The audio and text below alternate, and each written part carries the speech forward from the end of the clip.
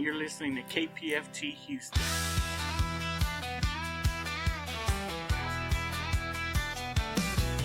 It's a little scary on Earth tonight. In all the darkness, it's kind of hard to see the light.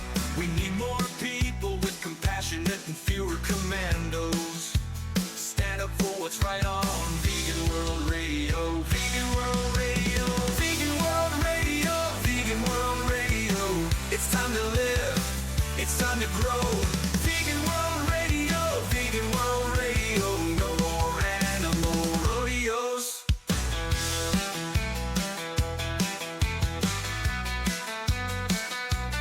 Standing up for animals is a different kind of fight. When corporations keep the truth far from our sight, but the ones who see the truth can't ever let it go. The truth is alive on Vegan World Radio.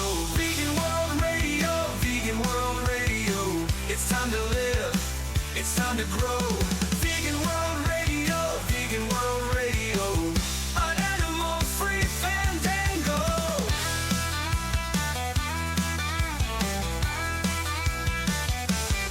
Climate chaos, a downed planetary plight. Temperatures reaching annual record heights. If the world ends tomorrow, I'll see you in the afterglow. The postmortem's live on Vegan World Radio. Vegan World Radio. Vegan World Radio. It's time to live. It's time to grow. Vegan World Radio. Vegan World Radio. The One Health message in stereo.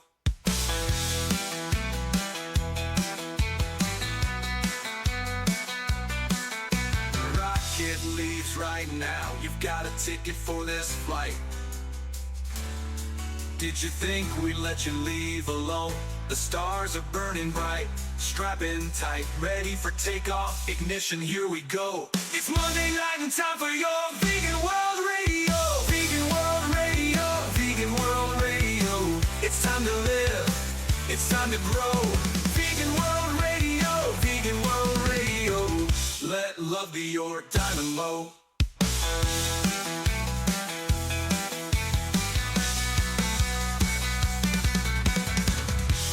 It's Monday night, and it's the Vegan World Radio. I can't wait to get. I'm Skyjack Morgan. I can't wait to get talking with Dr. Crystal Heath right here on Pacifica's KPFT 90.1 FM in Houston and streaming live on kpft.org, where you can make a donation and make sure you say that you did it for Vegan World Radio, and they might send you a T-shirt if you ask them real nice. Doctor, how are you? The doctor's in the house. I'm good. How are you? Fabulous. I'm happy that a lot of the no more drama, right? The big beautiful bill passed, and there's no more drama. It's going to be smooth sailing from here, right? Oh boy. Yeah, no, I don't think so. No. But here's a bit of good news though. The Supreme Court just denied hearing Iowa pork producers versus Bonta. The Iowa pork producers appeal in the latest lawsuit challenging the constitutionality of Prop 12. Prop 12 is, hold on a second. So Prop 12 was the one that was trying to govern. We're going to be talking about, let me let everyone know, we're going to be talking, getting deep. Everyone's talking about the big, beautiful bill, but nobody's been talking about how the big, beautiful bill and this Supreme Court stuff and all this stuff that's happening. No one's talking about how the animals are being affected. So we're going to spend this hour, we get to come on every other week for Vegan World Radio, and we want to let you know what's going on from the animal perspective with all of these Supreme Court drama and all of these big beautiful bills that we're always talking about. I haven't heard the animals mentioned even once, not even once, until we got into this, Crystal. So what's going on can you tell everyone what Prop 12 is first? Because I can't even remember what Prop 12 is. That seemed like it passed so long ago. And the pork industry has been fighting it ever since it passed. It was a proposition passed by California voters saying that they do not want the meat from pigs whose moms were kept in gestation crates, which are these 2.5 foot by 7.5 foot pens. And so they only wanted certain meat, only raw whole meat, from pigs whose mothers were kept in, I think, around 24 square feet of space to be sold in California. And the pork industry threw a hissy fit and has been challenging this voter-approved ballot initiative that was passed by 63% of California voters. Well, you kind of understand why, though, right? Because, like, in Texas, we want to grow our pigs in these tiny little crates. Like, we want to ship those pieces of those pigs over the border to California, where all the money is, right? We want to sell them in California.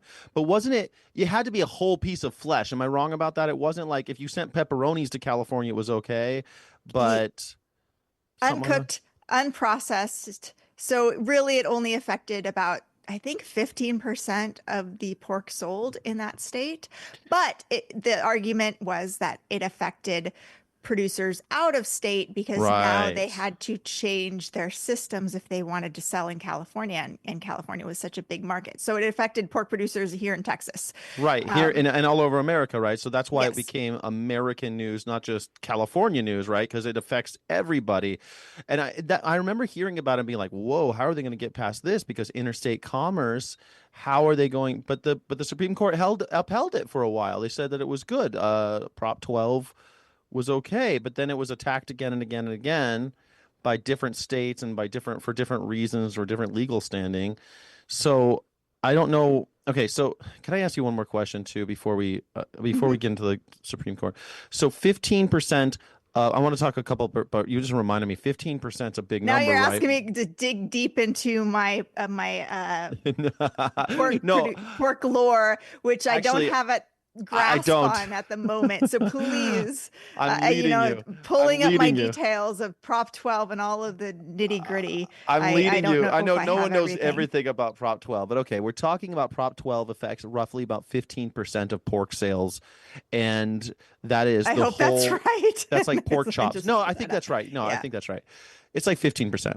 And, that number changes depending on what people are eating at any given time, right? So it's about 15% of pork sales is that, like, pork chops and pork neck and pork heads, pig heads and stuff like that. All right, so, but the other thing was, now JBS and Smithfield, JBS is run by a Brazilian company, and they're a giant pork producer as well as a beef producer, and JBS kind of dabbles in all sorts of flesh stuff. But the big one is Smithfield. JBS and Smithfield, they both have slaughterhouses and operations in Texas, and JBS is something like 10 to 15% of pork overall in America, and Smithfield is roughly about 25% of all pork in America, which means that American pork is actually almost 40% controlled by other countries. Now, if I think about who is actually fighting Prop 12, it makes me think that we're fighting it on the behalf of foreign countries like China and Brazil. So I just wanted to introduce that into the mix, because when we talk about who's fighting, we think about it being like Texan pork producers or something. And it really isn't. It's to some degree it is, but it really isn't totally. It's also Brazilian pork producers and Chinese pork producers who control about 40% of the pork in America. That's all. I just wanted to put that out. So because when we're talking about these percentages, I think it's important to mention that, don't you? Yeah, because we are suffering the externalities of this. Yes, exactly. And we're paying for it. Animals confined to gestation crates have higher rates of infectious disease, usually require more antibiotics. You have higher rates of Campylobacter infections in the baby pigs who come from those mothers who are housed in gestation crates. So that was a big concern for people in California, why they didn't want this meat sold in California, is because it posed a risk, more dangerous, to them, a public health risk. Yeah. And that's why. But, we are suffering the externalities while foreign companies make the big bucks. So right, and we also pay for this battle, don't we? I mean, a lot of this is the pork board and all of these subsidized bodies that are putting us, and we pay for the court, we pay for all these things, right, as taxpayers. So it's like the American public is footing the bill. It's not some I just want to dispel this notion, this myth that there's some little Texan man with a with a cowboy hat on who's just got a couple pigs in his yard and he's being affected by this. That's not what we're talking about no, here. that producer is not keeping their pigs in gestation crates No, either. exactly. So That's true too. this is fighting this legislation really was to support the largest pork producers, the most powerful ones. Okay, so tell me about pork producers versus Bonta now. So now that just happened, Supreme Court did something with this. So the Supreme Court denied hearing Iowa pork producers v. Bonta, which was good. And this, as opposed to the original Supreme Court case, which was the National Pork Producers Council versus Ross, this time the petitioners were claiming that there was discrimination against or unequal treatment of these out-of-state producers.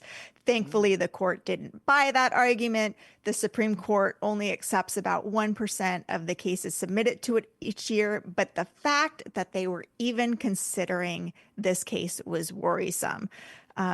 We were worried about it, but now they said, forget it. We're not going to hear it, which is kind of like, I don't know how to feel about it completely because I don't trust the Supreme Court. I think, like most Americans, I believe that the front page of every newspaper in America should say Supreme Court corrupt after all the corruption charges that now seem like 10 years away, but they were like 5 months away. 5 months ago when we were discovering all these horrible things. So, all right, so I don't trust them, but it gives me hope-ish, give me maybe false hope. Maybe you can help temper my hope. Because I'm thinking that if they don't hear it this time, then maybe different states around these United States can kind of start passing laws regarding how they want their food system to look. Yeah, they are, of course, trying to pass laws federally to prevent that from happening. Digging into the big, beautiful bill, I don't think that they've done that here. There was concern with the Farm Bill that they were going to put in language in the Farm Bill that would prevent states from passing those laws. That's like the Eats Act stuff, right? Yeah, they didn't pass the Farm Bill. They put a lot of the Farm Bill stuff into the big, beautiful bill. Right. This was like the skinny Farm Bill with language was put in here. So they got some of their compensation, which we'll dive into. But let's do that in a second. That's done, for now. Yeah, it seems like I've been hearing about the same farm. They haven't passed a farm bill in years, and I'm wondering, is it ever going to happen? You keep on hearing about people like Cory Booker and a few others who have made it their kind of pet project, for lack of a better term, or their bête noire, as the case may be. And they're going through this, trying to figure out, like, what is the world going to look like with the farm bill? What can we actually get in there? But they don't ever seem to be able to pass it. They don't ever seem to be able to even get it to a vote. I want to know what the holdup is, right? And like, if the idea now is that we won't ever even have a farm bill again, we'll just have a bill that sneaks in language from the farm bill into these other bills. It just seems like, to me, it sounds like an underhanded way to govern. But these 995 page bills that no one can read, we're still sifting through it all. So what does the big, beautiful bill say? Let's get to the nitty-gritty of it. Let's do it, Lev. Tell me what it says about section 1041 A2. Interesting things. Yeah.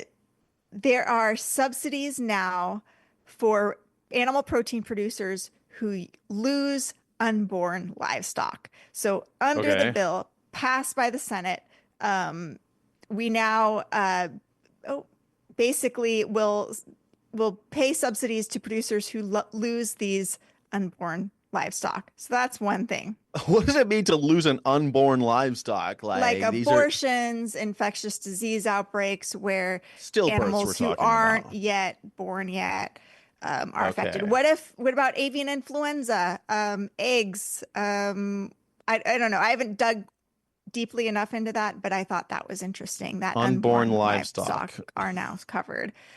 They're covered when they lose unborn livestock. You and I will pick up the bill. So if they have a risky business practice that results in the death of unborn livestock, you and I will pay for it.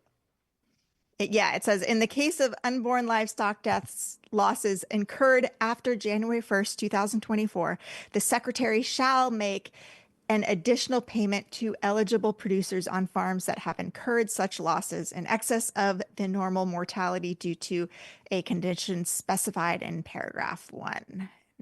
So Okay, so that's what to me that sounds like. Hey guys, people, animal merchants, do what you want. Don't worry, Uncle Sam will pick up the bill if you make any risky bets. That's what it sounds like to me. Okay, great. Brooke your Rollins. poor business model that results in a lot of abortions, stillborns, or death of unborn livestock. We got you covered. We got you Wouldn't covered. It be nice. Be risky. You the had riskier, a the little better. donut shop, and when your dough went bad, the government stepped in and yeah, why don't we do that for every it. business? Maybe every business should have this, right? Like every time I make a business, I should get that with my YouTube channel, Skyjack Morgan. Every time I make a video that doesn't perform as well as I think it should, then the government should pay for my time. That's what should happen, right? Because it makes sense to me. Every business should be subsidized by the government. Why is only this? Why? How come only when we kill animals is it subsidized by the government? Does it have something to do with money? I bet it has something to do with money. The most powerful and abusive industry on the planet, of course, has its interests protected.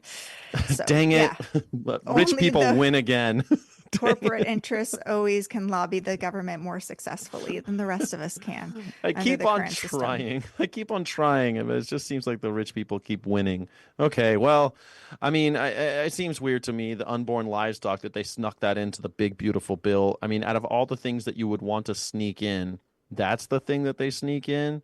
Seems a little... Well, there's a lot they snuck in. Let's go into fair it. Enough. Yeah.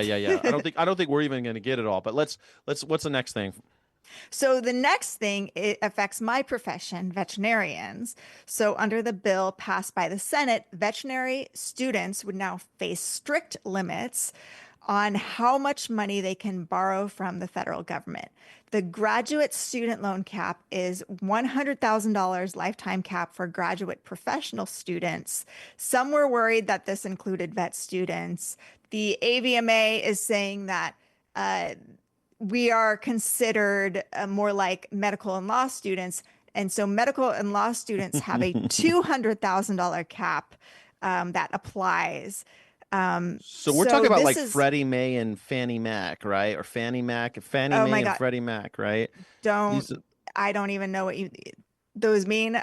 Just like those are the federalized. Those are the federalized loan givers for student loans. It's usually run through, not always, but it's usually run through one of those. One of those is more for housing, and one is for student loans. But at the end of the day, they were federalized during the Great Recession a while back. And so usually if you're taking out a loan directly from the federal government, it's being run through one of those institutions. So anyway, that's not that it matters, but that's what it sounds like to me. So now if you go to Fannie Mae, I think is the one for students, but it might be Freddie Mac. I get those confused.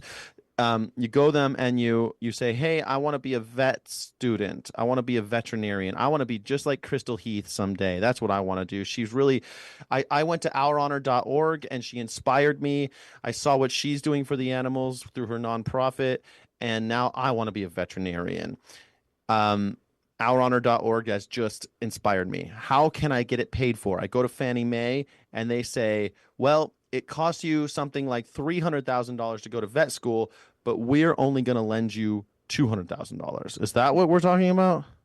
Yes. I mean, when I went to vet school way back in the day, like 100 years ago, it cost me $200,000 to go to vet school. And now it's a lot more expensive. And that was like public in-state. I went to UC Davis and it cost me $200,000. And thankfully I had my undergrad covered by grants. So I didn't owe anything after that, but vet school with cost of living, tuition, $200,000. And it went up while I was in vet school. I remember the cost of tuition going up and you just being like, okay, well, I guess I have no choice. Yeah. You just keep taking money from me. All right. So now this of course will affect, it kind of affects everybody, but it affects you guys most because now you literally cannot borrow enough money from the federal government, at least, to go to vet school. Even though we need more vets, the country needs more vets. It's in our national interest to have more vets.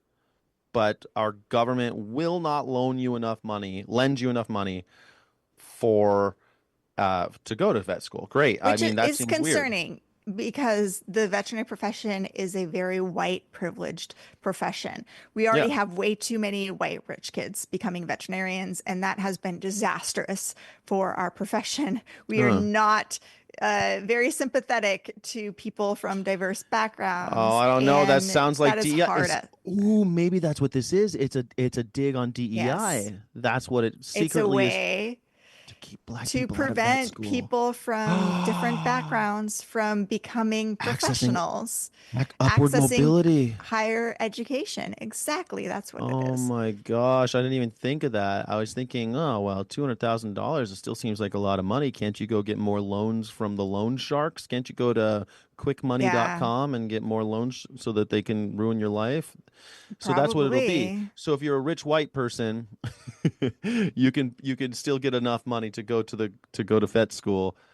But if you're a person of color from a lower income neighborhood or background, you won't be able to. And if you really want to, you'll have to become beholden to evil corporations that will ruin your life indefinitely. That's Yep. great. Okay.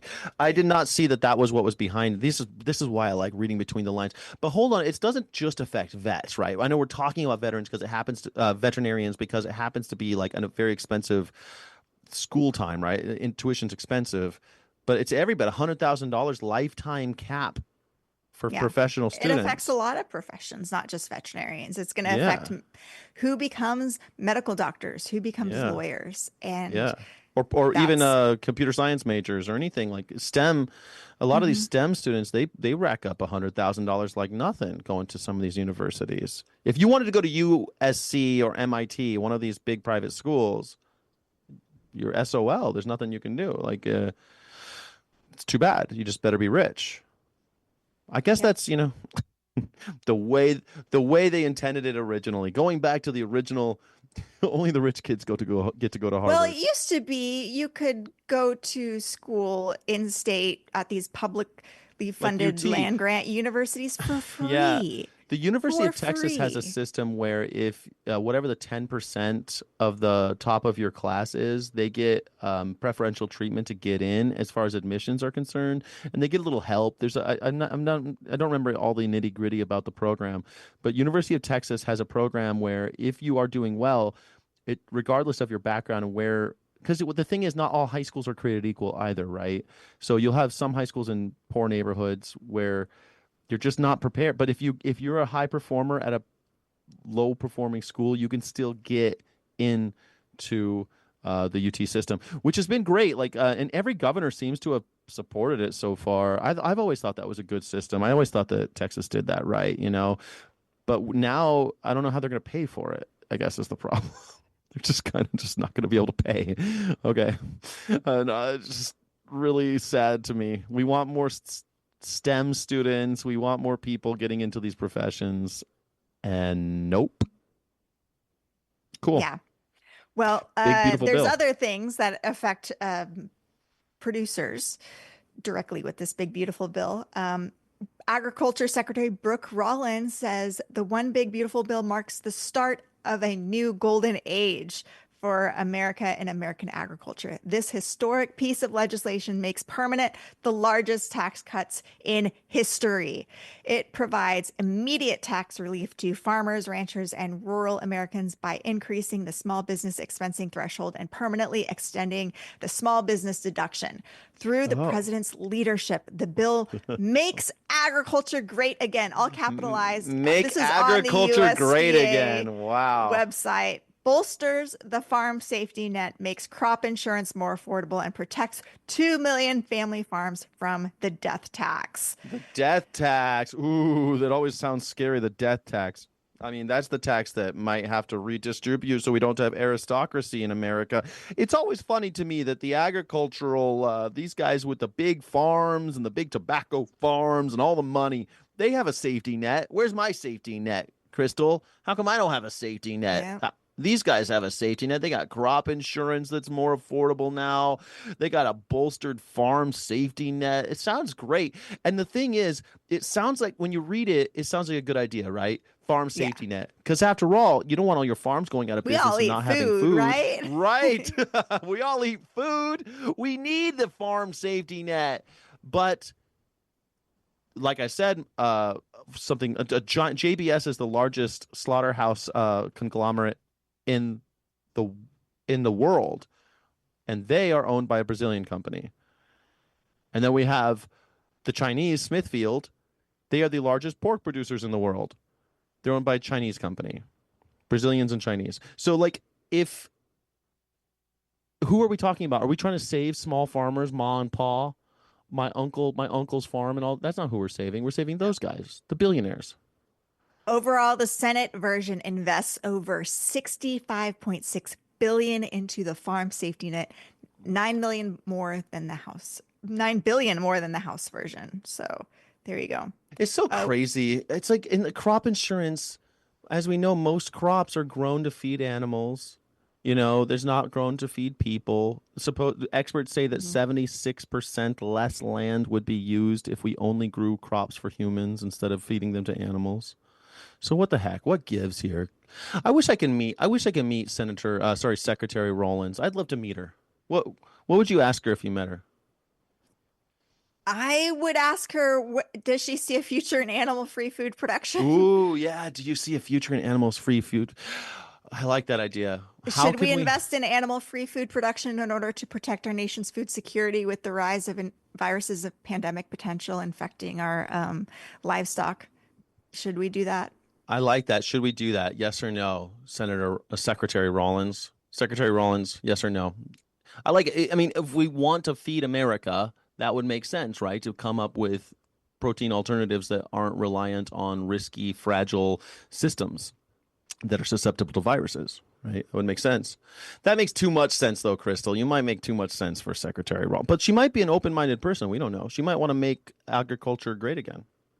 I know. Wouldn't that make agriculture great again if we could feed our country and make more resilient businesses, strengthen our nation's food security, lead the way, become innovators in agriculture instead of just following behind?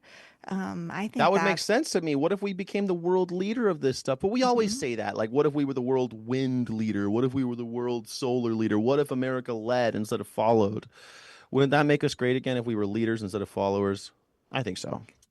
So what else did we invest in? What else? Conservation programs. Doesn't that sound great? I love conservation. Stewardship program extended through 2031 with funding rising from 1.3 billion to 1.375 billion by 2031. Of course, I think that benefits agriculture. They have all these weird programs that are like all about conservation. Usually it's really about not. Usually conservation stewardship, I think, is more about keeping land under the family. It helps farmers because they can put something in an easement, like an agricultural easement or something, and it guarantees that they will remain agricultural. I think that's because you see the agricultural conservation easement program extended through 2031, funding $625 million to 700. So that went up. I think it's all kind of one thing. It's all keeping farms in the family. That's how I used to know a lot of farmers back when I lived in Virginia, and they always talked about conservation partnerships and conservation easements and conservation incentives. And what it was they would say that this land will always be an agricultural thing, and we're not going to sell it to build houses or mini malls and stuff like that. And therefore they got tax benefits from it, and they were able to it provided them some kind of it freed them up. It freed up some money. That's what usually it is. Yeah. It keeps it in the keeps the money in the family. They could keep the farm without selling it, basically, and give it to their kids without having to sell it off. The Environmental Quality Incentives Program, EQIP, extended through 2031. Funding increases from 2.655 billion to 3.255 billion by 2031. I think this has to do with a lot of like the methane capture programs That makes where sense. a lot of these producers end up making more money selling low carbon fuel standard credits than they do by selling milk and things like that. Isn't there also stuff with their carbon sinks? Like if you keep land growing grass instead of selling it to be built, you get tax credits based because they're carbon sinks and things like that. Environmental Is that a quality. thing? I think it is a Yeah. thing, but I'm pretty sure that's what that I think it's tied in with your other thing about like capturing methane, and if we don't build it, we don't pave this, it's good for the environment, you know.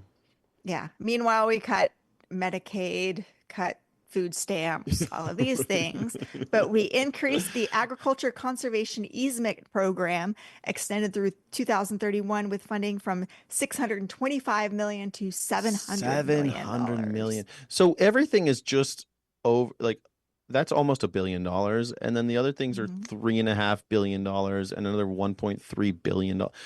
Already, this is $5, $6, $7 billion that we're talking about here. Unbelievable. Regional Conservation Partnership Program authorized at $425 to $450 million per year. No wonder they call it the big beautiful bill. It's so beautiful for these guys. They must be dancing, huh? They must be feeling really good about it. New trade programs, of course, that are going to help extend the markets to overseas. For total mandatory funding of $489.5 million. The market access program, the foreign market development, et cetera, all of these programs. And now let's get to the livestock specific programs. All right, the animals.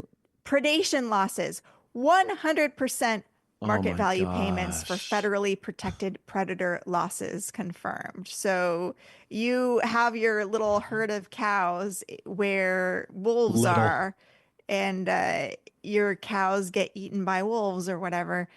100%. It's better to just let your cows get eaten by wolves than like actually sell them at market. I love it. Let's stop shooting. Let's stop shooting big cats in Colorado.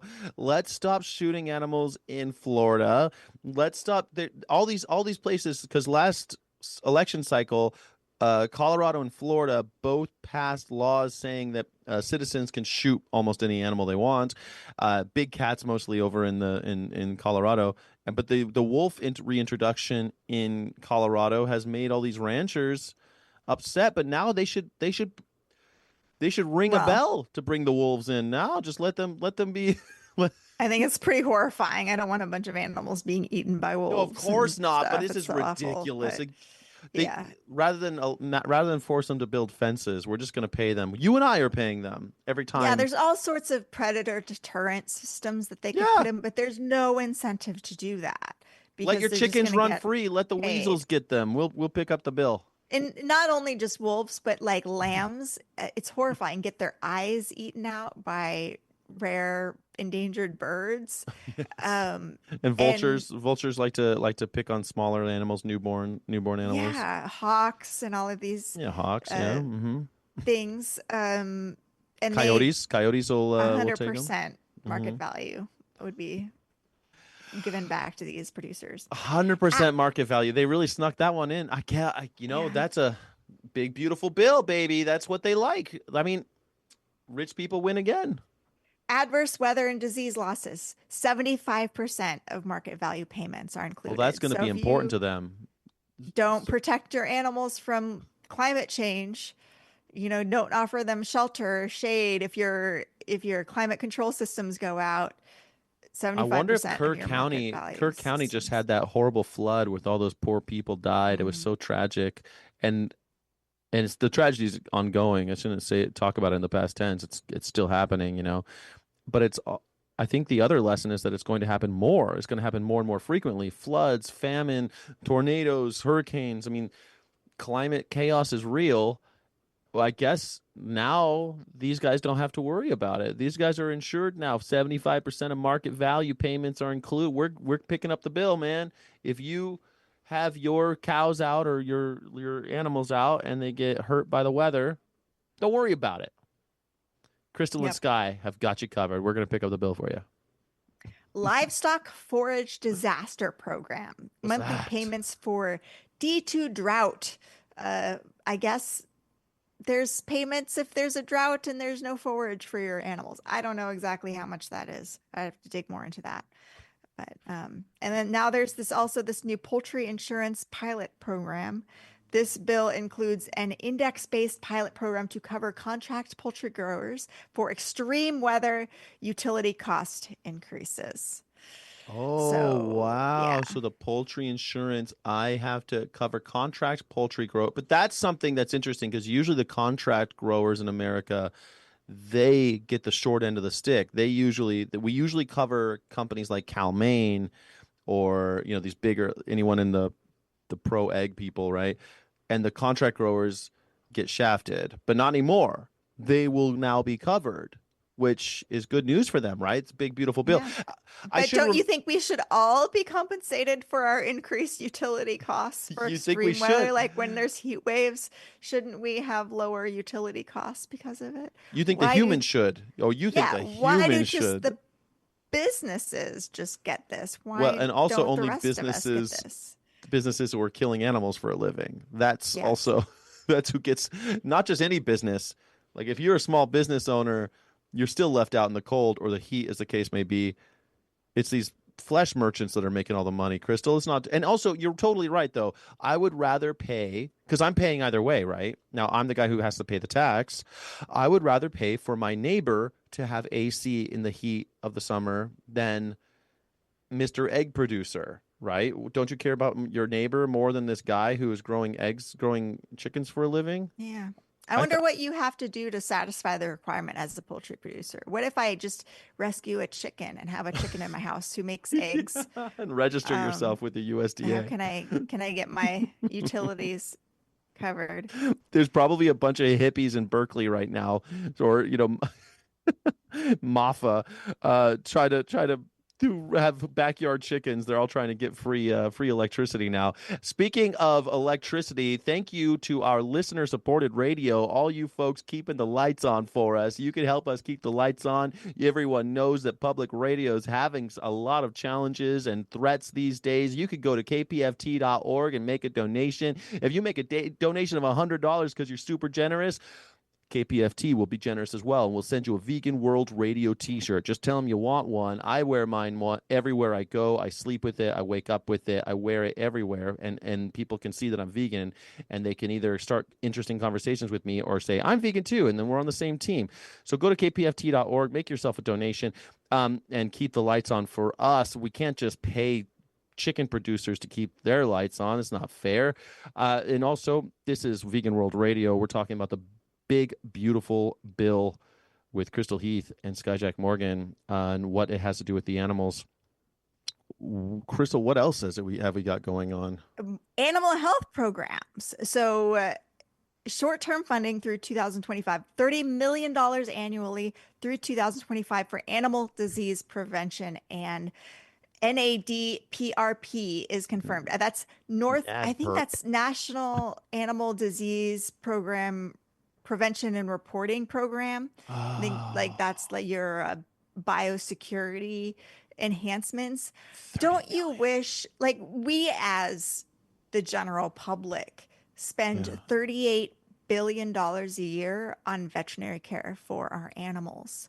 Yeah. What if we had our animal health disease prevention covered, subsidized? What if all your vaccines were publicly funded? What if your spay neuter for your dogs and cats was publicly funded? I think that would help a lot of people. It would prevent a lot of disease in animals. What if all your flea prevention and heartworm prevention was covered? We would not need to fund animal shelters anymore. No, we wouldn't would not have animals suffering. We would probably eradicate fleas and bloodworms too. I mean, wouldn't the heartworms and fleas, could probably eradicate them if we actually did something like that? It was all publicly funded. Yeah, we'd prevent a lot of basically publicly reallocated or reallocated, right? Because they've already appropriated so much money from us. All they would have to do is stop doing this. $30 million annually for disease prevention. Why are we That's just short term. whatever that means. This is long-term funding through 2030, $233 million annually for the National Animal Health Laboratory Network and the, I think, NADPRP, which is, I think, the National Animal Disease Prevention and Reporting Program, and the National Animal Vaccine and Veterinary Countermeasures Bank. Okay. Like, so these guys, just all of these corporations, all of the animals owned by corporations have their diagnostics covered. They have their vaccine development covered.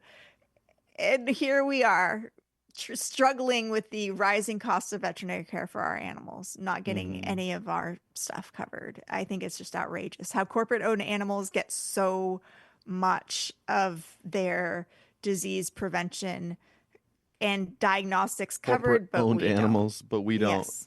I mean, we don't have humans don't get coverage. So I mean, Yeah. this is the thing, right? What's so funny We're to me, cutting Medicaid, yet we're funding yes, corporate-owned animals. that's what the thing is, like, because That's every the time irony. every time I talk about saving animals, people go like, "Well, you can't even save humans. Why do you care about animals?" I'm sure that there's a lot of people listening to who are vegans and non-vegans alike who probably have heard that argument. Like, you can't even help people. Why do you care about animals? It's like, man, first of all, we could do both at the same time, but secondly, dude, bro, we're trying to care for everybody. We obviously have the money.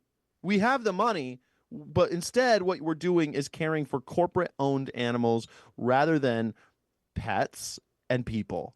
The people that we care about, our neighbors. This is the one thing that I just don't get. Like when I was at the protest this week, I go to this protest, and one of the things we say is stand up, fight back. We say, what do we do when the Constitution is under attack? We stand up, fight back. What do we do when working families are under attack? Stand up, fight back. And I said, what do we do when our neighbors are under attack? We stand up and we fight back. What happened to everybody? Do I still live in America? I thought that we cared about our neighbors here. I thought that we loved our neighbors more than our politicians and more than these corporate overlords. But apparently we care more about these corporate overlords. They're getting more money than your neighbor. That doesn't seem right to me. Like it never makes sense to me. I would much more my neighbor has 2 dogs. I don't have a dog. But they have 2 dogs. I would gladly have my tax dollars go to care for their animals rather than these corporate owned animals that are stuck in cages and are disease ridden. Like, let's stop doing that.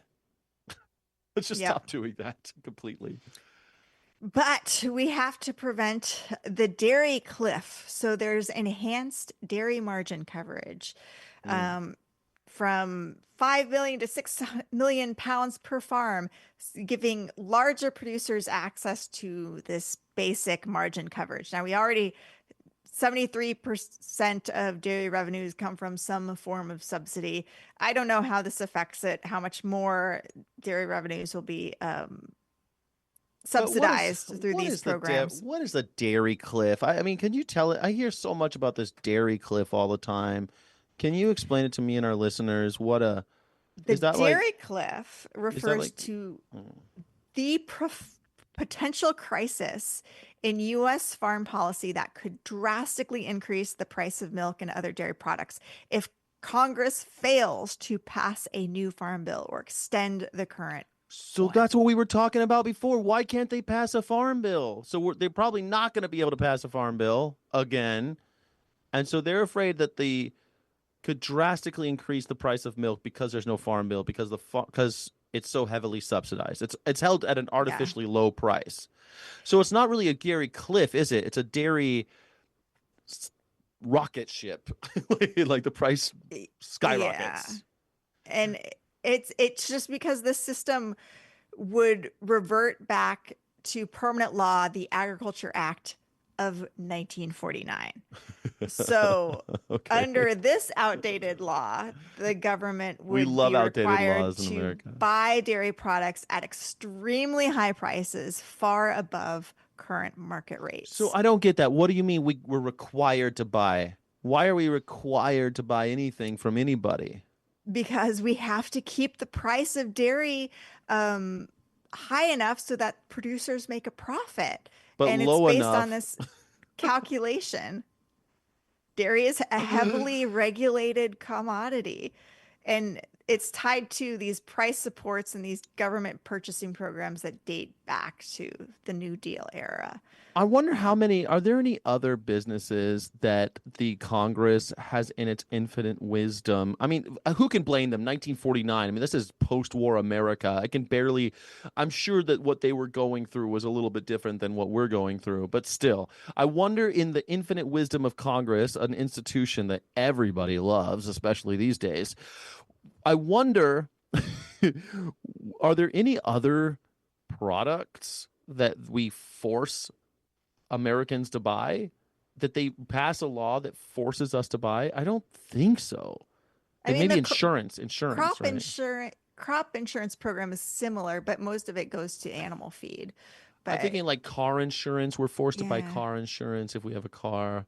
There's certain things that we're forced to buy, but an actual like consumable good, it'd be like forcing us all to buy cigarettes so we could keep the tobacco prices high. And it's just as dangerous as cigarettes. I mean, dairy causes cancer. This isn't like the jury's in. You know what I mean? The jury's not out on that one anymore. Jury's in. Dairy is totally related to cancer, especially breast, prostate, all the good stuff. Yeah. So yeah. Well, this Agriculture Act of 1949 is a system of mandatory price supports for commodities like dairy, wheat, cotton, and corn. And for dairy, it directs the USDA to support the price of milk to producers at 75 to 90% of parity. So what is this parity pricing? It is a Depression era concept meant to ensure that farmers' purchasing power remains equal to what it was during a base period, usually 1910 to 1914. Oh my God. Oh my God. So there's a lot at stake if we don't pass the farm bill. Yeah, that would amount to $40 to $50 per hundredweight in milk, while the market prices are typically $18 to $20. So double the price basically. Yeah. Okay, I mean, so we'll have to pay double the price if we can't pass a farm bill, but the big beautiful bill to the rescue, right? Yeah, now we've prevented the dairy cliff. We've got enhanced dairy margin Phew. coverage. Oh, well, gee whiz, I'm so glad. Now Capitalism at work, the free market at work. We did it. Not the free market, though. That's the thing, I know. though. Like it's sarcasm. Yes, I like your sarcasm, but I was going to say, it's funny that conservatives, when I was growing up, used to always care about free market economy and stuff like that, but not anymore, apparently. Not at all. We're gonna pass laws in the big, beautiful bill that are completely antithetical to those ideals. So the dairy cliff is now saying that every 5 years, every 5 years they're going to pass the bill. But so what is the dairy? How is the big beautiful bill getting rid of that? I don't get it. How are we keeping the big beautiful? Well, how did the big beautiful bill prevent the dairy cliff? We're stopping the Agriculture Act of 1949 from taking into effect because we've passed this. We're not allowing it now. Past this thing, so we continue basically what we've been doing, except we now lower the thing. So yeah, that's how it works. It's very confusing system that we've got set up for dairy, because we need to make agriculture socialists still. That's the socialism they like. They like when agriculture is socialist, but everything else they're like, no, socialism, we hate it. Socialism doesn't work. But it does, apparently, for dairy farmers. It works great for them. If you want to artificially inseminate a cow over and over again, kill her baby and sell her milk over and over and over again, and then slaughter that cow, then socialism is for you. Yep. Great. I'm glad we cleared that up. If you're involved in this weird macabre, this gesticulation, this crazy macabre dance with the devil, that's such that makes our food system so fragile and so disease ridden and so poisonous, killing our kids.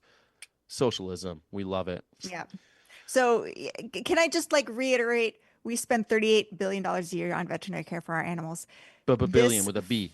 Farm safety net costs us an additional $66 billion. $66 So we could more than pay for our veterinary care, subsidize veterinary care for all of our animals. But no, we are subsidizing billion-dollar corporations. It reminds me of that song, like, $66 billion. "This could be us, but you playing." That's what it reminds me of. We could have it so good. We could have it so good in America, but you playing. This is why we can't have nice things. This is why we can't have nice things, because you guys keep using socialism the wrong way. Socialism for the humans and the animals we love, not for slaughter-bound corporate-owned animals.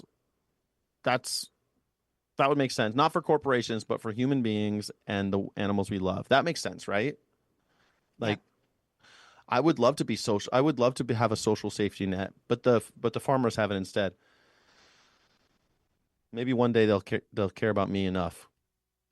Anything in here to support producing milk without cows via precision fermentation, so we don't have to worry about bird flu? Nope, nothing subsidizing board cow milk.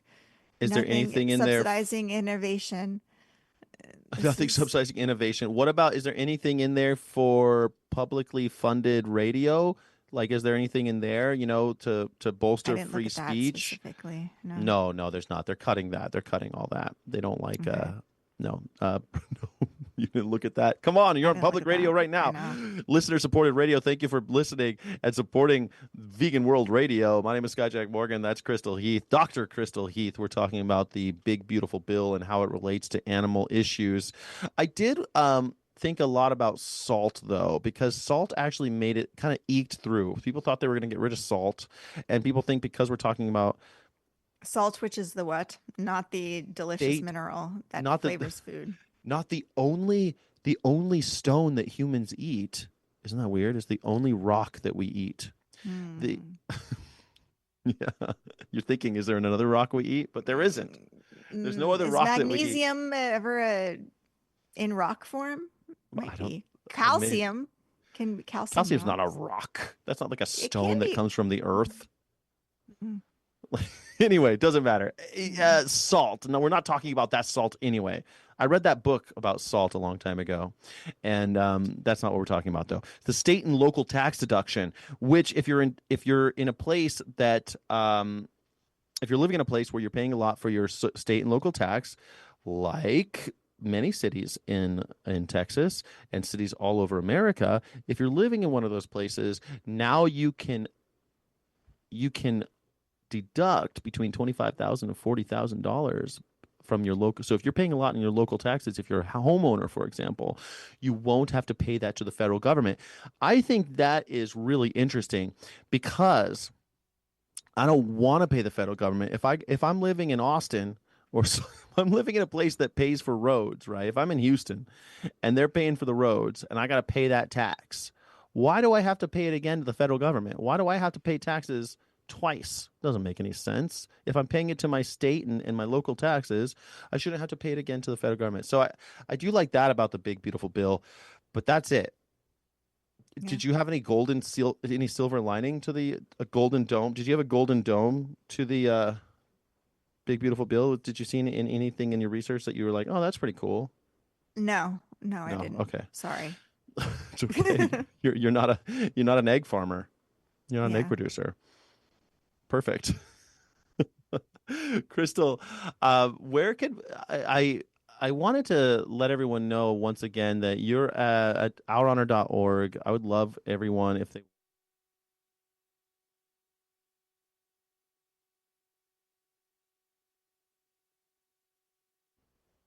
but I think I want to encourage everyone to go see you.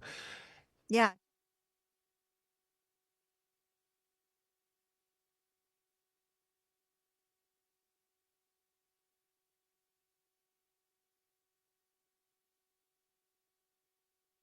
Talk as well. We are live on TikTok right now. We're basically like I can't imagine like I don't like supporting those Chinese companies because I'm always afraid that they're reading my data and everything. Everyone thinks that's not real, but I'm. You think they already aren't?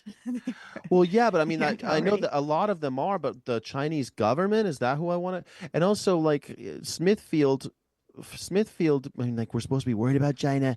China, they got a lot of things. There was a lot of problems with China. Aren't we worried about them? And now we're giving them more and more money. Smithfield controls 25% of the pork in America. Aren't I supposed to be worried about that? No. Yeah, I mean, they seem lovely there on Red Note. They're telling me about how great China is and how there's free speech and how pleasant everybody is and how the streets are clean and there's lots of. It's great. It looks beautiful and they're all very friendly there on Red Note. But it's not Chinese propaganda at all. No, everything's great on Red Note. Everything looks great on Red Note. It's amazing. I've never downloaded Red Note. I don't like having stuff like that on my phone. I'm afraid they're watching me. I don't know. Am I the last person who cares about their personal privacy? I know that I don't know. It seems like I we're already supposed feel like to... all my stuff is out there anyway, in the hands of my enemies. Yeah, I guess it's all in the hands of your enemies already. So who cares, right? Yep. Well, I also want to. Well, I want to thank you Feds. all. Hi, Feds. The Feds are listening right now. We're over the FM radio airwaves at KPFT 90.1 in Houston. I want to thank our engineer, our sound engineer, Blue. So incredible. And I think that it's always a pleasure hearing her voice every day when we come on, every other Monday when we do this. And if anybody wants to, make sure you let us know that you like what we're doing and make a donation to kpft.org. And I think Ocean and Patrick will be on next week, right? Right. And they're always awesome too. I don't know what they're going to be talking about, but Ocean and Patrick are on next time, and that'll be great. And so tune in next week for Vegan World Radio next week at 7 to 8 p.m. Central Time. Yeah. And do keep listening for more progressive programming here on KPFT 90.1 FM Pacifica Radio in Houston. Space City, Houston, Pacifica Radio, Vegan World Radio. Thank you, everybody. It's time to live. It's time to grow. Vegan World Radio. Vegan World Radio. No more animal rodeos.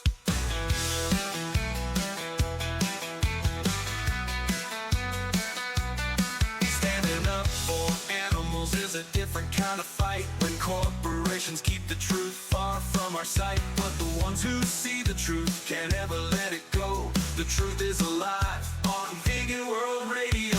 Vegan World Radio. Vegan World Radio. It's time to live. It's time to grow. Vegan World Radio. Vegan World Radio. An animal-free fandango.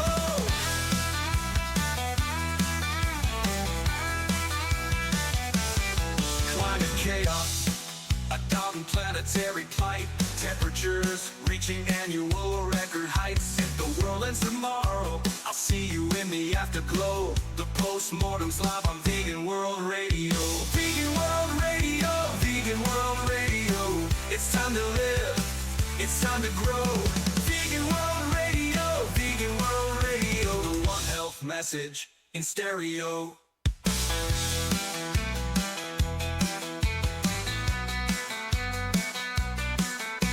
Rocket leaves right now. You've got a ticket for this flight. Did you think we let you leave alone? The stars are burning bright. Strap in tight, ready for takeoff. Ignition, here we go. It's Monday night and time for your Vegan World Radio. Vegan World Radio. Vegan World Radio. It's time to live. It's time to grow. Vegan World Radio. Vegan World Radio. Let love be your dynamo.